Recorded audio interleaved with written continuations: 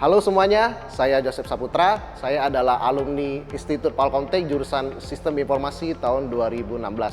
Dan saya juga menjabat sebagai Ketua UKM Fotografi tahun 2015. Kesan dan kenang-kenangannya selama kuliah di Palkomtek itu banyak banget ya. Salah satunya metode belajarnya yang asik, terus juga semuanya 100% praktek, terus dosen-dosen yang mengajar juga sangat enak, masih muda, sehingga proses belajar mengajarnya itu sangat asik lah pokoknya. Dan selain daripada itu juga, kita juga sebagai mahasiswa pada saat itu dulu juga banyak sekali kegiatan. Salah satunya kegiatan yang saya ikuti pada saat itu adalah fotografi.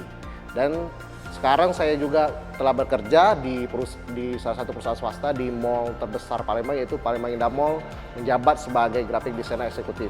Mau seperti saya, ayo kuliah di Palkomtek sekarang juga.